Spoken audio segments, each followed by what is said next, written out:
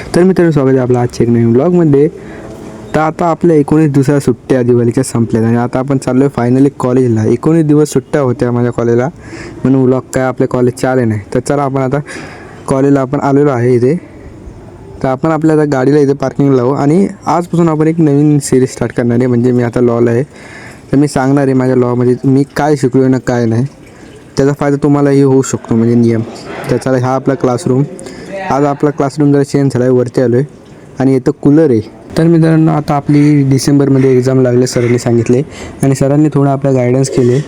तर आत्ताच म्हणजे सेकंड इयरवाल्यांची एक्झाम झाली होती आणि त्यात एक चुकी गेली की सरांनी आम्हाला फर्स्ट डेपासून सांगतायत की एक्झाम पेपर कसं लिहायचे. तर हा तुम्ही बघू शकता, 12 मार्कचा क्वेश्चन आहे. सरांनी 5 पेजेस भरलेत, पण आम्हाला सर बोलले की तुम्ही कमीत कमी 4 भरा, एका पेजला 3 मार्क्स आहेत. हे सरांनी आम्हाला पहिल्या दिवसापासून सांगितलेत.